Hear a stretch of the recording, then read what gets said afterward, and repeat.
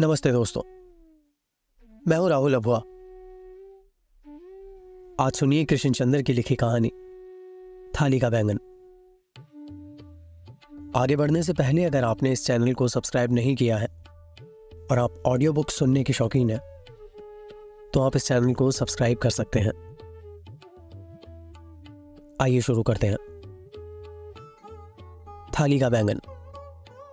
तो जनाब, जब मीरपुर में मेरा धंधा किसी तौर ना चला, फाके पर फाके होने लगे और जेब में आखिरी अठन्नी रह गई, तो मैंने जेब में से आखिरी अठन्नी निकालकर उसे देते हुए कहा, जब बाजार से बैंगन ले आ, आज चपाती के साथ बैंगन की भाजी खा लेंगे। वो नेकबख्त बोली, इस वक्त तो खा लेंगे, शाम के खाने का क्या होगा? तू फिक्र ना कर, वो ऊपर वाला देगा। वो बाजार से बैंगन ले आई। रसोई में बैठकर उसने पहला बैंगन काटा ही था कि उसे अंदर से देखकर ठिठक गई। अरे, उसके मुंह से बेइख्तियार निकला, क्या है? मैं रसोई के अंदर गया। उसने मुझे कटा हुआ बैंगन दिखाया। देखो तो इसके अंदर क्या लिखा है? मैंने गौर से बैंगन देखा। बैंगन के अंदर के बीज कुछ इस तरह से एक दूसरे से जुड़ गए थे कि लफ्ज अल्लाह साफ दिखाई दे रहा था। हे भगवान! मैंने अपने माथे पर हाथ रखा और कहा, यह तो मुसलमानों का अल्लाह है। मोहल्ला पुरबैया जहां मैं रहता था मिला जुला मोहल्ला है, यानी आधी आबादी हिंदुओं की और आधी आबादी मुसलमानों की। लोग ज़ौक दर ज़ौक उस बैंगन को देखने के लिए आने लगे।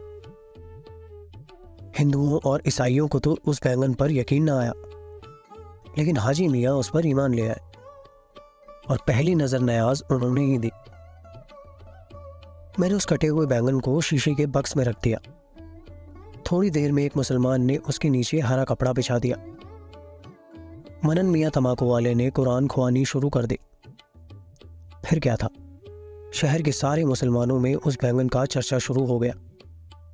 जनाब, समतीपुरा से मेमनपुरा तक और हिजवाड़े से कमानीगढ़ तक और अधटीला मियाँ के चौक से लेकर मोहल्ला कोठियारा तक के सारे लोग हमारा बैंगन देखने के लिए आने लगे। लोग बाग बोले, एक काफिर के घर में ईमान ने अपना जलवा दिखाया है।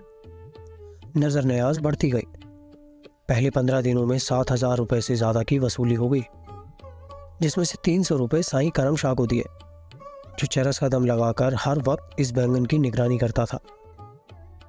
15-20 दिन के बाद जब लोगों का जोश ईमान ठंडा पड़ता दिखाई दिया, तो एक रात मैंने आहिस्ते से अपनी बीवी को जगाया और मैंने कटे हुए बैंगन का रुख जरा सा सरकाया और पूछा, अब क्या दिखाई देता है?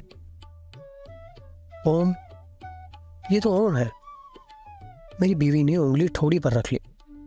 उसके चेहरे पर इस्तेजाब था। रातों रात मैंने पंडित रामदयाल का दरवाजा खटखटाया और उसे बुलाकर कटे हुए बैंगन का बदला हुआ रुख दिखाया। पंडित रामदयाल ने चीख कर कहा, अरे, ये तो ओम है, ओम। इतनी दिनों तक मुसलमानों को धोखा देते रहे। बस फिर क्या था, सारे शहर में यह खबर आग की तरह फैल गई कि कटे हुए बैंगन के अंदर दरअसल ओम का नाम खुदा हुआ है। अब पंडित रामदयाल ने उस पर कब्जा जमा लिया। रात दिन आरती होने लगी, भजन गाए जाने लगे, चढ़ावा चढ़ने लगा। मैंने रामदयाल का हिस्सा भी रख लिया था। जो मेहनत करे उसे भी फल मिलना चाहिए, लेकिन बैंगन पर मिल्कियत मेरी ही रही। अब शहर के बड़े बड़े संत जोगी और शुद्ध महात्मा और स्वामी इस बैंगन को देखने के लिए आने लगे। शहर में हर जगह लेक्चर हो रहे थे। हिंदू धर्म की फजीलत पर धुआंधार भाषण दिए जा रहे थे। 25 दिनों में कोई 15-20 हजार का चढ़ावा चढ़ा और सोने की अंगूठियां और सोने का एक कंगन भी हाथ आया। लेकिन आहिस्ता आहिस्ता लोगों का खुमार फिर ढलने लगा। तो जनाब, मैंने सोचा अब कोई और तरकीब लड़ानी चाहिए। सोच कर जब एक रात मैंने अपनी बीवी को जगाकर मैंने ओम का जाविया जरा सा और सरका दिया और पूछा, अब बता क्या दिखाई देता है? वो देखकर घबरा गई, मुंह में उंगली डालकर बोली, हे राम, ये तो ईसाइयों की सलीब है। मैंने अपने होठों पर उंगली रखते हुए कहा, बस किसी से कुछ ना कहना। कल सुबह मैं पादरी ड्यूरेंट से मिलूंगा। कटे हुए बैंगन में मसीही सलीब को देखने के लिए पादरी ड्यूरेंट अपने साथ 11 ईसाइयों को ले आए और बैंगन की सलीब देखकर अपने सीने पर भी सलीब बनाने लगे और ईसाइयों के भजन गाने लगे और सर पर जालीदार रुमाल ओढ़े खूबसूरत फ्रॉक पहने सुडोल पिंडलियों वाली औरतें इस मोजेस को देखकर निहाल होती गईं। शहर में तनाव बढ़ गया। हिंदू कहते थे इस बैंगन में ओम है, मुसलमान कहते थे अल्लाह है, ईसाई कहते थे सलीब है। बढ़ते बढ़ते एक दूसरे पर पत्थर फेंकने लगे। इक्का दुक्का छुरेबाजी की वारदातें होने लगी। समतीपुरा में 2 हिंदू मार डाले गए और मिस्त्री मोहल्ले में 3 मुसलमान। एक ईसाई को शहर के बड़े चौक में हलाक कर दिया गया। शहर में दफा 144 नाफिज कर दी गई। जिस दिन मेरी गिरफ्तारी अमल में आने वाली थी, उससे पहले दिन की रात में मैंने बैंगन को मोरी में फेंक दिया।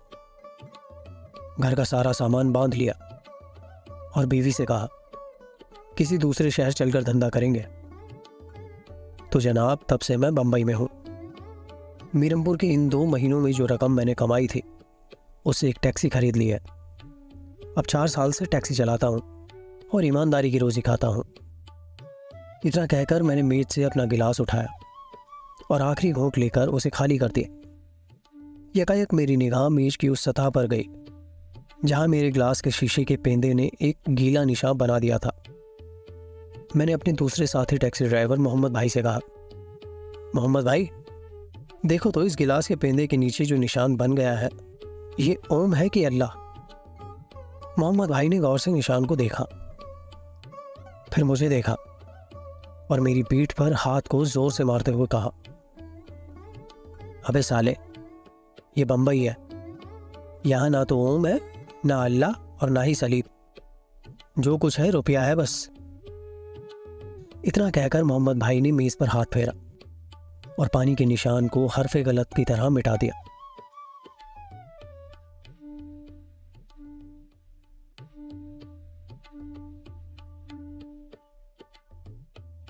दोस्तों, ये थी कहानी थाली का बैंगन, जिसे लिखा था कृष्ण चंद्र ने। आपको ये कहानी कैसी लगी? आप हमें कमेंट बॉक्स में जरूर लिख सकते हैं। मिलेंगे एक और कहानी के साथ। धन्यवाद।